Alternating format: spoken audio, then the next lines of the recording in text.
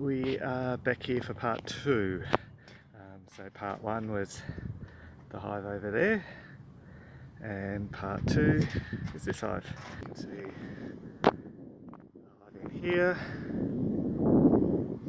doing its thing. This pot is set differently to the other pot, so it'll be interesting to see how we can get this one out as easily. Anyway, let's get cracking and see what we find. Okay, so work out, and we have a slight dilemma, and that is that the double brick, because that's double brick down there, has hit again, and the hive's a lot bigger than the thermal image. The true heat of the hive wasn't coming through the thermal camera. So we've got a bit of dilemma, as in combine that with the fact the scaffolding's been done wrong and we can't get below the hive with how the scaffolding's set up. Golly gosh darn it. Okay. Well, I put a brick in and I've got to get the scaffolding modified, unfortunately.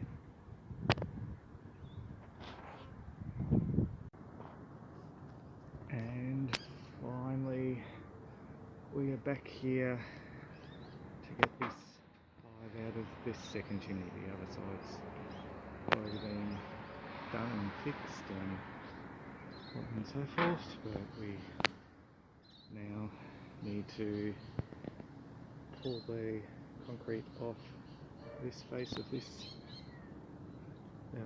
chimney, and then we'll pull the second, the outer layer of bricks off. It's double course, and then we'll play it by ear on whether or not we finish it today or come back tomorrow to do the second layer, because it's, from memory, the mortar's really tough, so it might take me a while to actually get this first layer off. Okay, so we have now taken the cement concrete off the brickwork. It took a while because obviously we're doing our best to avoid it all falling down onto vehicles down there and whatnot. So, but at least that's part's done. Now I'll take the outer layer, which is from there down to there out, and take those bricks down to the next level down, just so they're not on the scaffolding and causing issues up here and lack of room and weight and whatnot. And then we'll see what the time is and whether or not we'll come back tomorrow or keep going. Okay, so the best news I've had all day, only the back half of this chimney is double brick, the front half is single brick. So that's going to make my life way easier, which is absolutely brilliant. So let's have a look where this hive comes up to.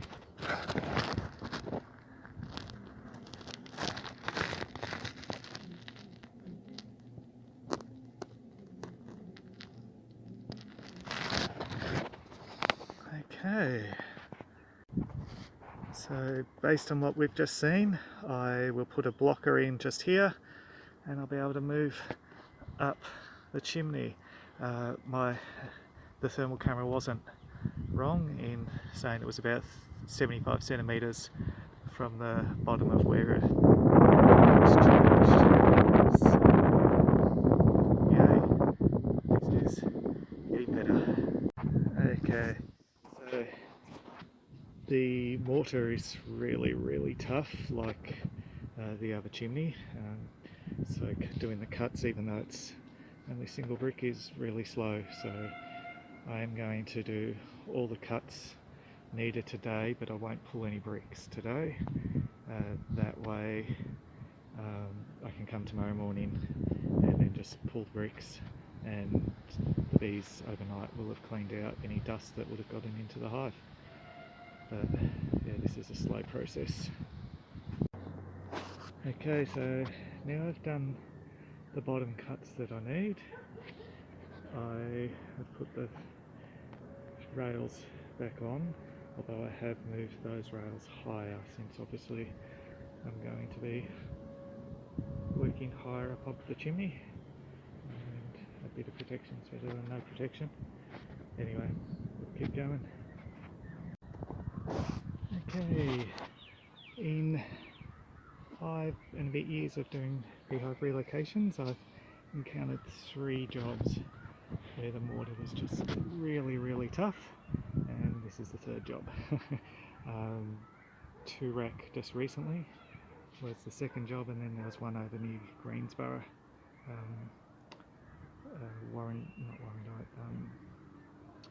Watsonia. That was somewhere in that general vicinity. The mortar there was massively hard as well. So I've gone through 2 sets of blades just doing the mortar cuts on this, so the one down the bottom and then the ones up the chimney. I don't need to do mortar cuts on the vertical ones because they come out really easy. But there we go, that's that finally done. I'm going to bring up all the equipment and have it all ready to go, so when I come back tomorrow I can just get straight into it. There we go, we have the equipment we need up here, the Arctic, just in case we need to do any more cuts. Vacuum hose all ready and set up, and there's the vacuum box because we'll be vacuuming from the get-go on this one, and they're just hiding them in quarantine. And if we look up over there, we'll see the old chimney that we've already done has been repaired. So there we go. World's longest cutout in terms of how long it's taken to get the scaffolding and everything all sorted and functional. But at last we'll have this finished tomorrow. So there we go, fun times ahead. Okay, we're back here.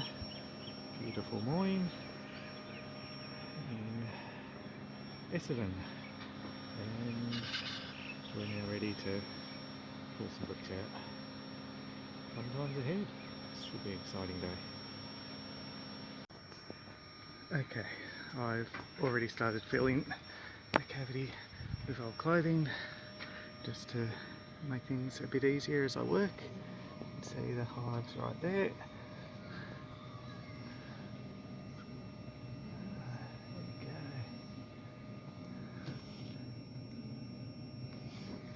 So we'll continue taking bricks out up the face and expose more of the hive. Okay, so you can see a lot of honey at the bottom. There is brood in there, but there's bees on it. You can't see it really very well, but there's babies in there. And then hive continues. Obviously it goes up that section, up the curly bit and into the pot, but we'll focus on this bottom section first, get that out, and then we'll take these bricks out and get the rest of it out. But first things first, let's get this part out. There we go, so we've pulled a little bit out so far, and we've now gotten to the brood, the baby area. We'll just bring back a couple of these so we can just see what we're talking about. There we go.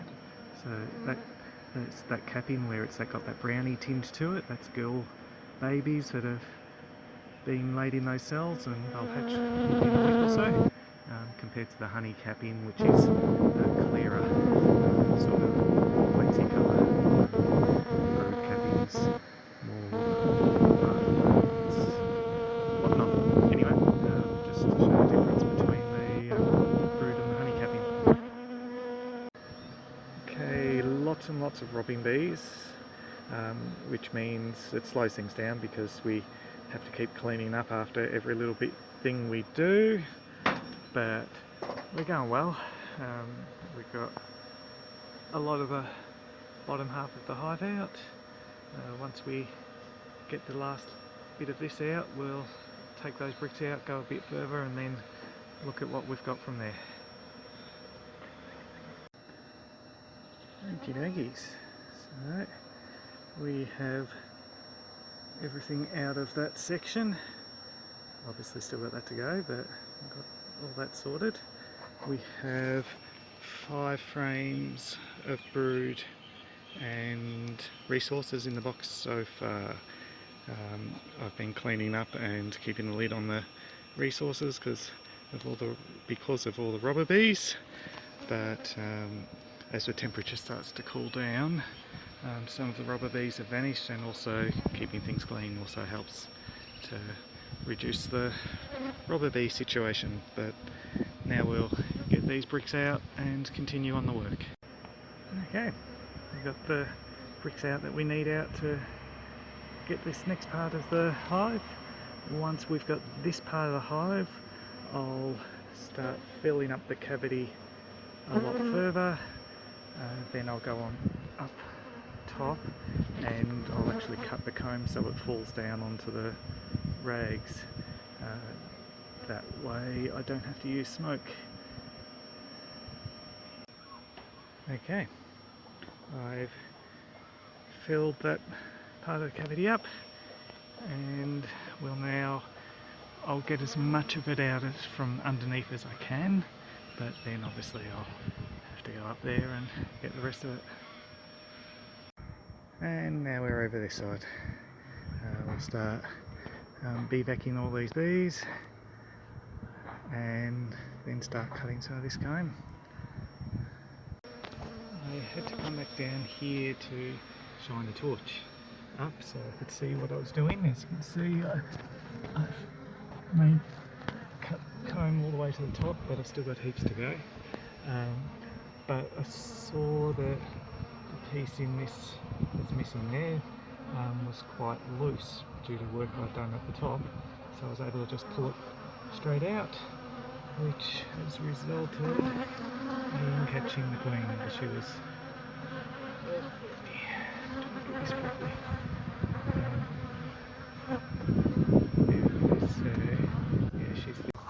okay, we're flying through it now. Lots of it's cut out. So that's the torch. We'll see what's going on. But bee vacuum lots of bees. Still got this clump of comb to get out, but on the whole we're getting through it pretty quick.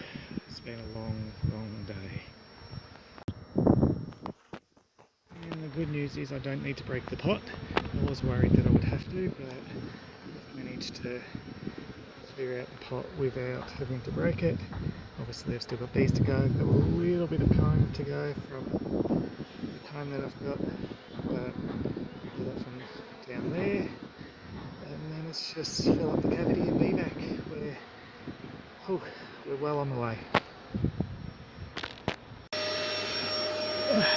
We're down here at the bee vac. We've got the queen. You can see her there, top right, and now top left. But anyway, we've dropped the suction down, right down, and we're going to release her into the vacuum box.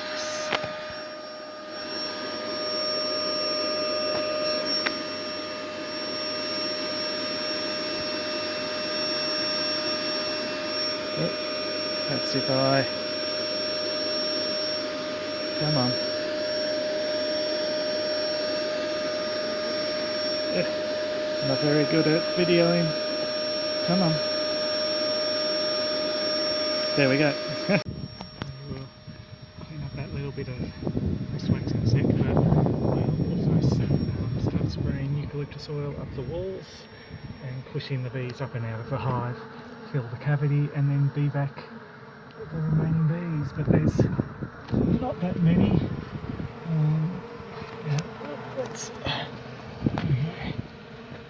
There we go. So not many bees left. So yeah, we'll spray eucalyptus oil, fill the cavity, bee vac bees, and we're done. And we're nearly there. The cavity's full of rags, except for the pot, which is obviously got the bees.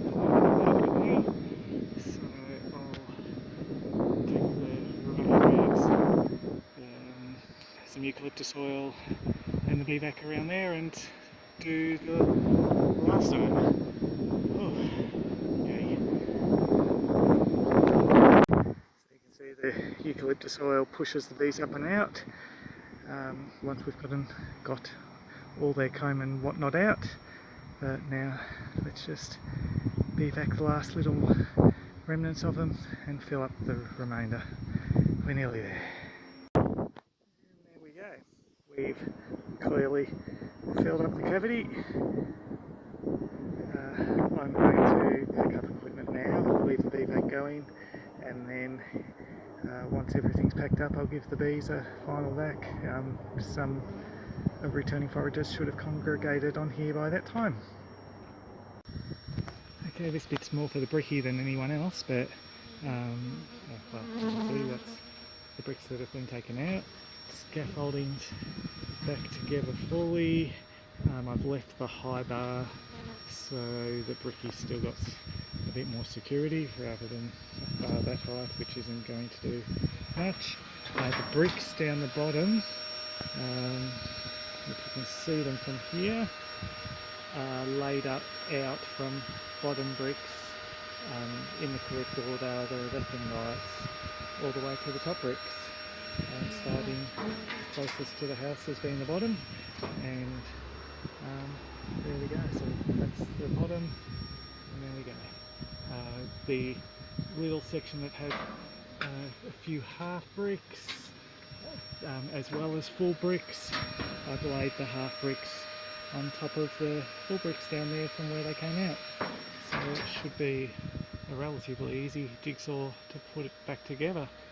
And now I'll just finish taking my equipment down and then do a final bee vac. It's all cleaned up down there. There's a lot of robber bees down there.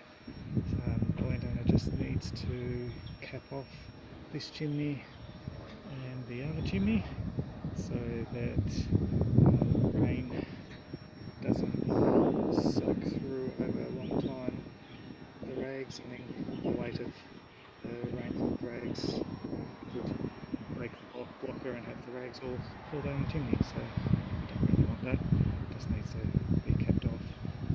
The little metal disc internal that's siliconed in should be suffice, but anyway, that's up to them. I'll just bee vac these last few and then we're done up here. And there we go. Lots of bees. Some of the foragers will find the bees here and start fanning and stay on there until we get to quarantine. But as I said, some will miss out, and that's just for the bricky. So starting at this end is the bottom, and then you work your way up. But there's broken half bricks where they were internal to the external, so like a second skin. We're now at the quarantine apiary. We actually have 4 quarantine apiaries, but just recently we've only had to use this one.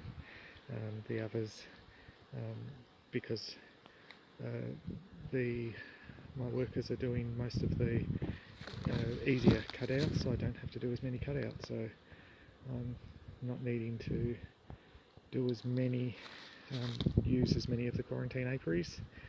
And I've also found no diseased hive this season, so that the quarantine apiary that we put diseased hives at hasn't needed to be utilised either.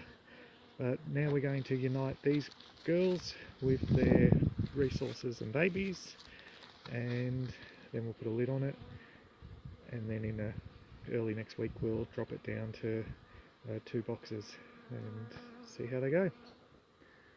Okay, so this is the sad part about bee vacuuming when there's lots of robber bees. Any robber bees that end up in the hive with the hive bees, and the hive bees attack and kill the robber bees.